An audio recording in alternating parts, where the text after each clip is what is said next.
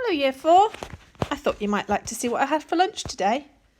So on the left is my savoury and on the right is my pudding. And I had a cup of tea as well. I wonder what you had for your lunch today. The reason for me showing you what I had to eat today was that I want us to think today about how far our food is travelling to get to us. So I took some photographs of the packaging on the food that the food came in, and sometimes, especially with fresh fruit, so fruit and vegetables, quite often it tells you the country of origin. That means where it was grown. So let's have a quick look. So this actually is the cheese which was made in Germany. This was the packet from my oranges, grown in Chile. And here is a sticker that was on my bananas telling me they were grown in Costa Rica. Now all these countries are not that close to the UK. So how did that food get here? Did it travel by car, train? Did it travel by aeroplane? Did it travel by lorry? Or were different types of transport involved in it travelling from that country to this country? I'm going to ask you today to do the same thing. You can either have a meal like I did, and you can organise what you're putting on your plate and see if you can find the packaging and the name of the country that your food came from. And you can write down on this worksheet or type in the name of the food, the place that it was grown or made, and then we're going to work out how many food miles it has travelled. So I'll just show you my example.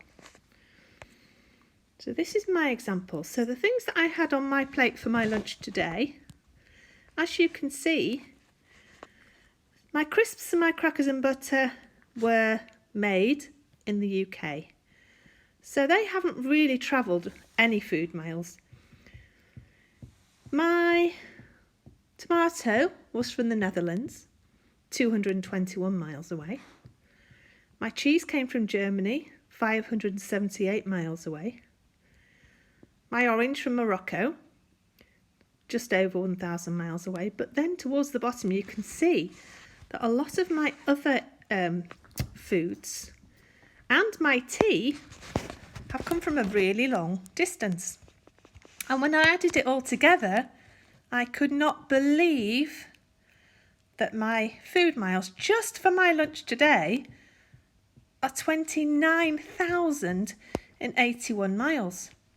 That is a very, very long distance for food to travel. If you can just notice that at the bottom, I told you about the cake that was on my pudding that my mum made.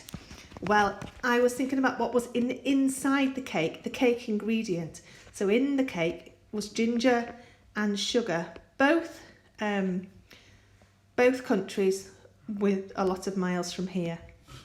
Now, with the sugar, I wasn't sure where the sugar had come from because on the packet of sugar, there was no label that told me the country of origin.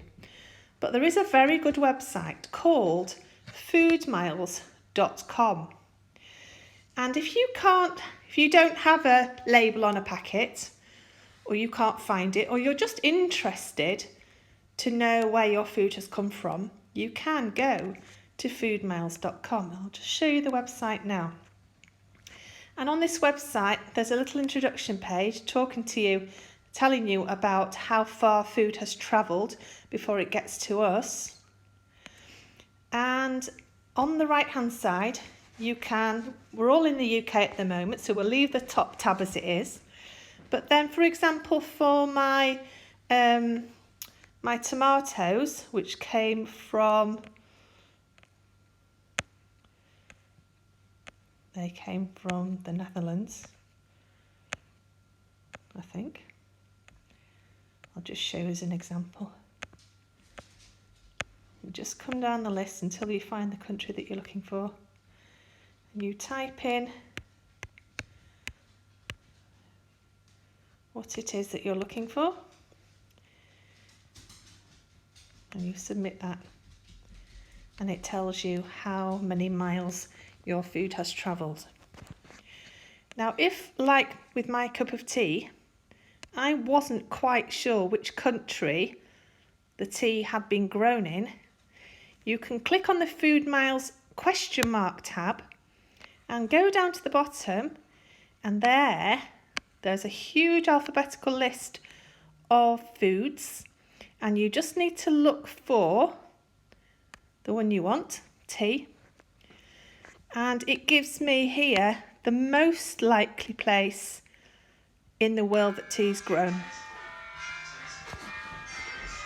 So that's what we've been doing today, and I'd like you to have a go at doing something similar with the sheet as well. So just go back to the photograph page.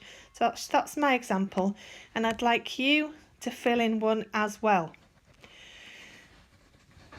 What I couldn't believe when I had a look at the total of miles my food had travelled was quite how many thousands of miles it had come to be in my house.